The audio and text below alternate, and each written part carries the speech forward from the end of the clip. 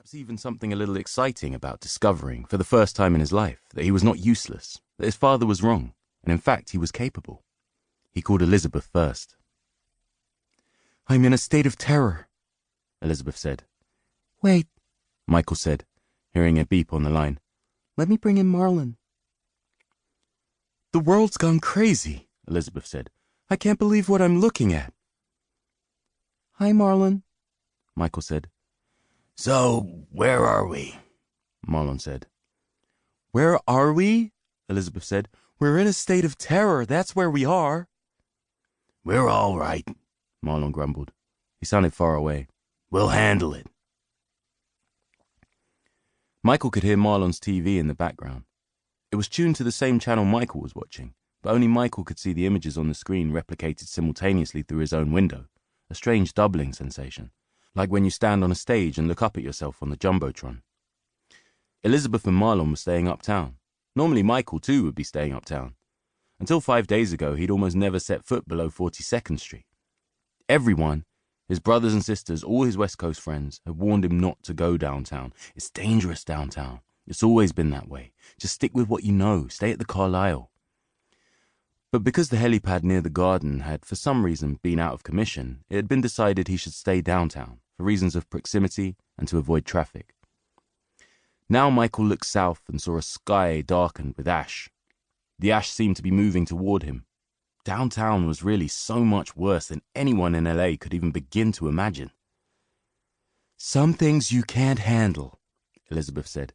"I'm in a state of terror." "There are no flights allowed," Michael said, trying to feel capable, filling them in.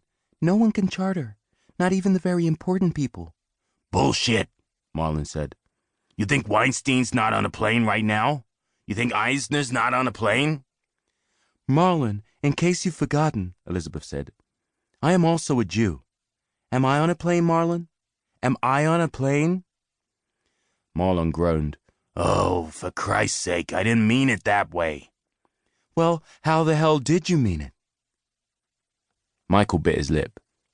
The truth was, these two dear friends of his were both closer friends to him than they were to each other, and there were often these awkward moments when he had to remind them of the love thread that connected all three, which to Michael was so obvious. It was woven from a shared suffering, a unique form of suffering that few people on this earth have ever known or will ever have the chance to experience, but which all of them, Michael, Liz, and Marlon, happened to have undergone to the highest degree possible. As Marlon sometimes said, "The only other guy who knew what this feels like got nailed to a couple of planks of wood." Sometimes if Elizabeth wasn't around, he would add, "by the Jews." But Michael tried not to linger on these aspects of Marlon, preferring to remember the love thread, for that was all that really mattered in the end. "I think what Marlon meant," Michael began, but Marlon cut him off. "Let's focus here. We gotta focus." "We can't fly," Michael said quietly. "I don't know why, really. It's just what they're saying."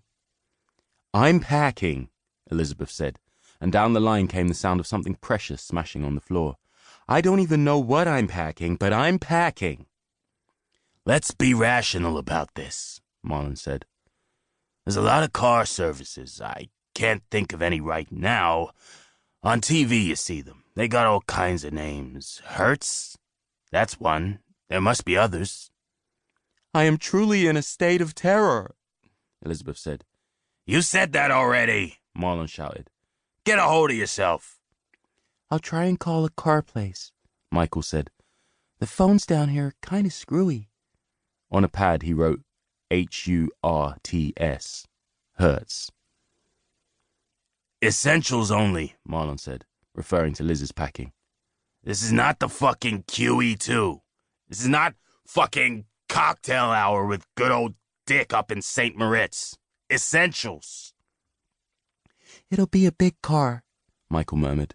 He hated arguments. "It'll sure as hell have to be," Elizabeth said, and Michael knew she was being sarcastic and referring to Marlon's weight. Marlon knew it too. The line went silent. Michael bit his lip some more. He could see in the vanity mirror that his lip looked very red, but then he remembered that he had permanently tattooed it that color. "Elizabeth, listen to me," Marlon said, in his angry but controlled mumble, which gave Michael an inappropriate little thrill. He couldn't help it. It was just such classic Marlon.